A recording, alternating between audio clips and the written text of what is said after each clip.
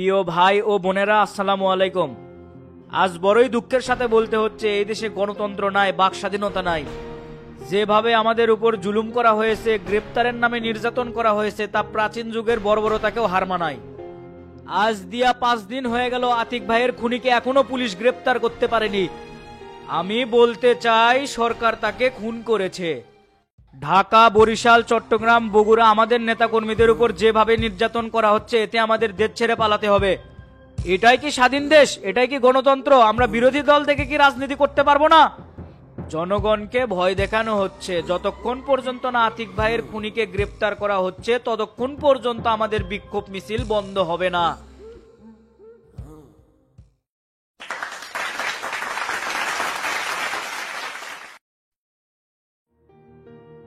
আসসালামু আলাইকুম বড় ভাই, কেমন আছেন? ওয়ালাইকুম আসসালাম। আরে হাজি, হঠাৎ অফিসে কি মনে করা? প্রতিদিন তো এটি ওটি দেখা করি, আজকে না পার্সোনাল আলাপ আছে, তাই অফিসে আসলাম।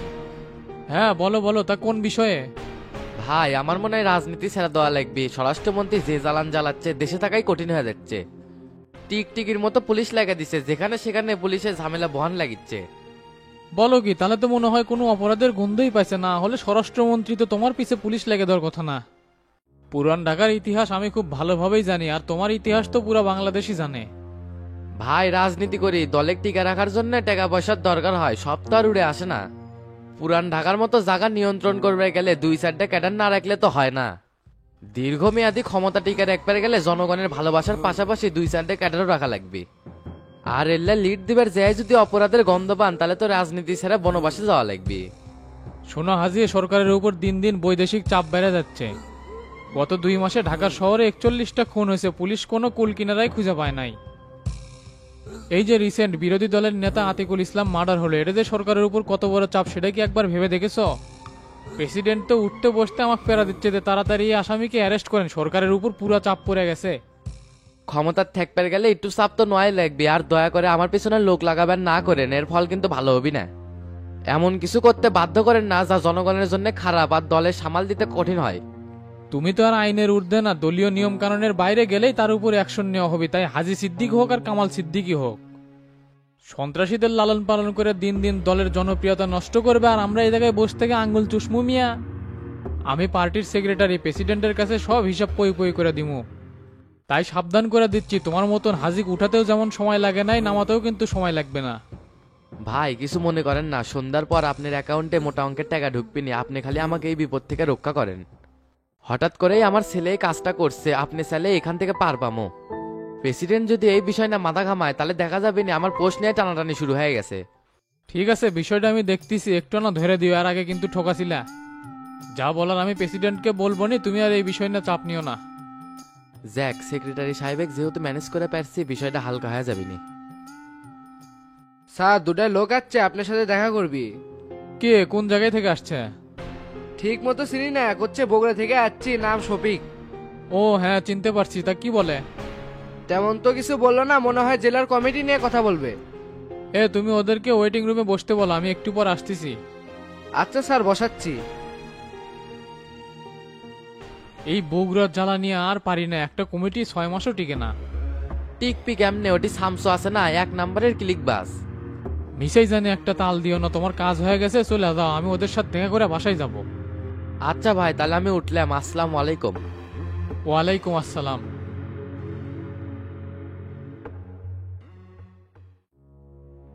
স্যার, বিরোধী দলের নেতা আতিক ইসলামের ময়নাতদন্তের রিপোর্ট তো হাতে পেয়ে গেছি। রিপোর্টে কি কি আসছে? 2 হাত দূর থেকে বুকের বাম পাশে গুলি করা হয়েছে। আর একটা বিষয় স্যার খুবই অস্বাভাবিক মনে হচ্ছে। আর কিছুদিন আগে সাভারে যে 2টা মার্ডার হয়েছে, একটা শামসু টেক্সটাইলের শ্রমিক লিডার আর একটা পুলিশ। এই 2জনকে যে বুলেট দিয়ে মারা হয়েছে, আতিফ ইসলামকেও সেই একই বুলেট দিয়ে মারা হয়েছে। তার মানে এটাই বোঝা যায় গুলি একটা শুটও করছে ওই একই ব্যক্তি। বলেন কি, পূর্বের মার্ডারগুলো তো কিলার আব্বাস করছে, তার মানে এই বেটাই এই কাজ করছে। জি স্যার, আব্বাস জেল থেকে ছাড়া পাওয়ার পর একের পর এক মার্ডার করে যাচ্ছে। আর এই আব্বাসকে শেল্টার দিচ্ছে পুরান ঢাকার হাজি সিদ্দিক। গতকাল বাবুকে রিমান্ডে নিছিলাম, তার জবানবন্দি থেকে এই তথ্যগুলো পাওয়া গেছে। সবকিছু এখন পরিষ্কার হয়ে গেল আনোয়ার, ওকে ইমিডিয়েটলি অ্যারেস্ট করতে হবে। স্যার, আপনি যদি অর্ডার দেন, আমি রাতেই ফোর্স নিয়ে মাঠে নামবো। 24 ঘন্টার মধ্যে ওকে অ্যারেস্ট করবো। ঠিক আছে আনোয়ার সাহেব, আপনি ইমিডিয়েটলি কাজ শুরু করে দেন। যত তাড়াতাড়ি সম্ভব ওকে ধরতে হবে। আইজি স্যার কিন্তু আমাকে খুব চাপ দিচ্ছে। ওকে স্যার, আমি যত সম্ভব চেষ্টা করতেছি।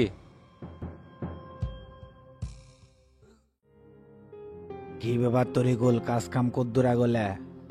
কিছুক্ষণ আগে বক্তব্য দিয়ে টানা প্রোগ্রাম দিয়ে আসলাম। আতিক ভাইয়ের খুনিকে না অ্যারেস্ট করা পর্যন্ত এই প্রোগ্রাম বন্ধ হবে না।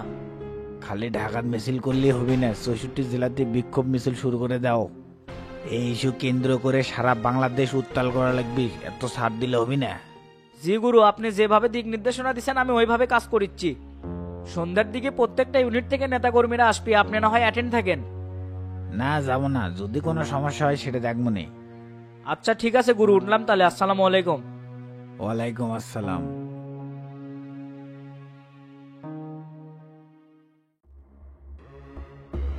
শোনো শফিক, বগুড়ার দায়িত্বে আছে এস এম কামাল, এইসব বিষয়ে তার সাথে যোগাযোগ করো। রাজনৈতিক অবস্থা খুব একটা ভালো না, মাথায় খুব প্রেশার, দয়া করে তোমরা আর চাপ দিও না তো। না মানে ভাই, বিষয়টা আপনি খালি অবগত করলাম এই আর কি। করছো ভালো, আমি কামালকে বলে দিবনি, হাবিবের অত্যাচার আর ভালো লাগিচ্ছে না। জি ভাই, আমরাও তার অত্যাচারে টিকতে পারতেছি না, আপনি শুধু এটুকু বলে দিলেই হয়ে যাবে।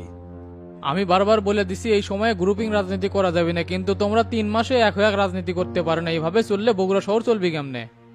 আমাদের দিক থেকে সর্বোচ্চ চেষ্টা করি, কিন্তু কোনো মিছিল মিটিং এ ইনভাইটই করে না।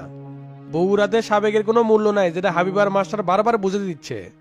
কামাল তাহলে কি করতেছে? সামান্য কয়েকটা জেলার দায়িত্ব পালন করে পারতেছে না, তাই এর মধ্যে কোনো প্রোগ্রাম আছে নাকি? আগামীকাল রাজশাহীর উদ্দেশ্যে রওনা দিবি, ওখান থেকে বগুড়াতেও যাবে। ঠিক আছে, এখন তোমরা যাও, আমি যা বলার বলে দিবনি, আমার এখন উঠতে হবে। আচ্ছা ভাই, উঠলাম তাহলে। আসসালামু আলাইকুম। তাহলে চ ভাই, সব বলে দিবিনি। আচ্ছা লিডার, গেলাম। আসসালামু আলাইকুম। ওয়ালাইকুম আসসালাম।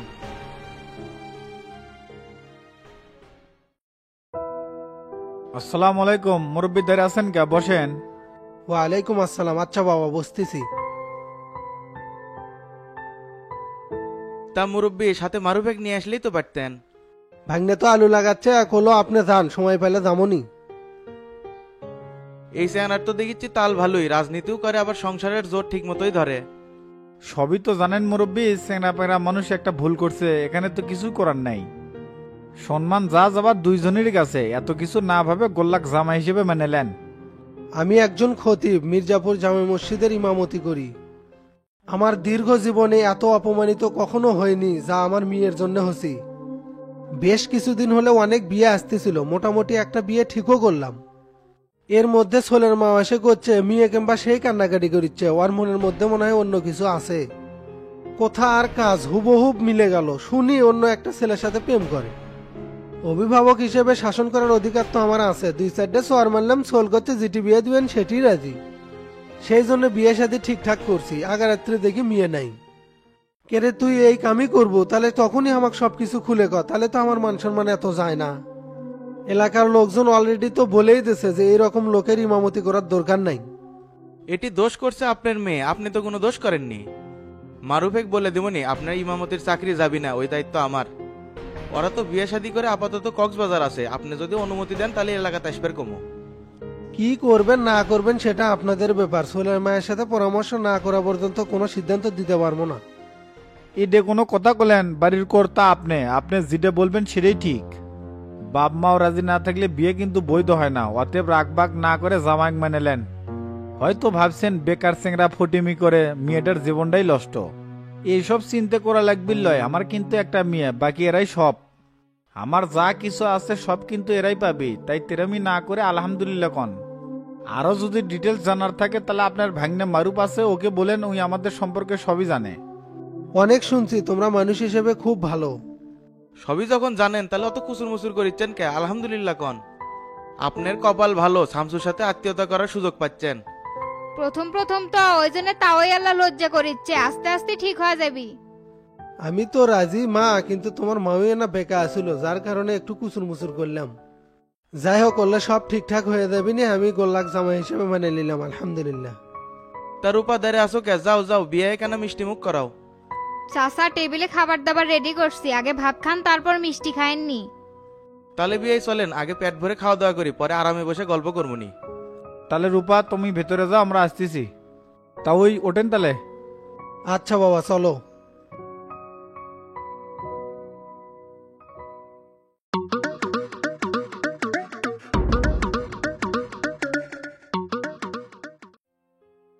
স্যার আসসালামু আলাইকুম। তো দাঁড়া আছেন কে? বসেন। ওয়ালাইকুম আসসালাম। না না, বসবো না, শফিক ভাই গুটি। চাচা তো আর্জেন্ট কামে ঢাকাত গেছে তুই কি করবেন হামা কি কন? পুলিশ কি আমাকে ধরবে আসলো নাকি কিছুই তো বুঝিচ্ছি না। তোক কয়ে কি আর কাম হবি রে ফটিক, লাগলো নি তোর চাচাক? এই নাম কর ডাকাত তোকের বাইতকে একে পালিচ্ছু। কি আর করবেন কন, জেলের মধ্যে বলে চাচার পা ধরে হাওমায় করে কান দিছে, তার তো আবার দয়ার শরীর তাই জামিন করাছে। এই ব্যাটার নামে 3টা মামলা চলিচ্ছে, কখন যে ওয়ারেন্ট হবি আল্লাহ জানে। স্যার আমার নামে ওয়ারেন্ট হবি না, স্থায়ী জামিনে আছি। শফিক ভাই আগে আসুক, তোর স্থায়ী জামিন ছাড়ামনি। আচ্ছা আপনার যা ইচ্ছা তাই করেন। এ ফটিক থাক গেলাম, আর ভাই আসলে থামাতে পাঠিয়ে দিস, কথা আছে। আচ্ছা স্যার কমনি। এ নিজাম ভাই এ ভিতরে চলেন, আপনি কই নি ডাইনিং এত বেশি থাকা দিবি না, কি ডে কখন আসে? আচ্ছা যাচ্ছি। মাই সারা দিনকাল আর যাচ্ছে না, 2 দিন অনেক নাই, মনে হচ্ছে যে 2 মাস গেল। দেখি বাইক একটা ফোন দিয়া গুড নিউজটা দিই। মিজান কেমা ফোন দিল, দেখি রিসিভ করি তো কি কয়। মাই বই ব্যাগ আমাক ভুলেই গেলেন, কোনো অল ডলত না লাগে না, আমারই না লাগিচ্ছে। বুঝিস না বে কত ঝড় তুফানি গেল, ফোন তো এতদিন বন্ধ ছিল, তোক তাই ভুলে যাবো। তে এলাকার কি খবর, আমার নামে কেউ কিছু করছে নাকি? না কেউ কিন্তু করছে না, কিন্তু পরশু দিন ফটিকে যাতে তর্কাতর্কি হচ্ছে, আপনি খালি নাই দেখে অক্সেনে দিলাম, তাছাড়া মাথা মুতা ফেটাইলে দিলাম নি। এখন জানি কারোর সাথে কেঁচা গন্ডগোল করিস না, আমি আগে এলাকার যাই, তারপর দেখিচ্ছি তো কারা কি করছে। আর টেরা ভাইয়ের কি খবর রে, একটা বার তো ফোনও দিল না। ভাই একটু দরের উপর আছে, আপনি না টাকার চাপ বাড়ছে। আর ভাই আপনি তো শ্বশুর আসছিল, এসে আপোষ টাপোষ হলো, খাওয়া দাওয়া করে চলে গেল। ওস্তাদ ফোন দিছিল তো, কথা হচ্ছে। ও এই কাহিনী তাহলে তে কি করেন, ভাবি আছে নাকি কাছে? না রে, তোর ভাবি তো হোটেল রুমে আছে, আমি নিচে খাওয়া দাওয়া করে প্যাক করে নিয়ে যাচ্ছি। তে থাক, এখন আর কথা না কয়ে রুমে যা ভিডিও কল দেবনি। আচ্ছা ঠিক আছে, দেখলাম তাহলে।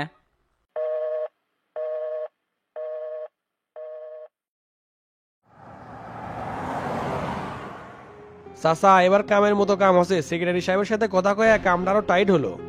তুই খালি তাড়াহুড়ো করিস বাড়ির যাওয়ার জন্য, কামটা শক্ত সমর্থ না হলে কি কমিটি ভাঙ্গা যাবে? মাস্টারের সাথে সামসু আছে, প্যাঁচ কিন্তু পাকাবি, অত সহজ না।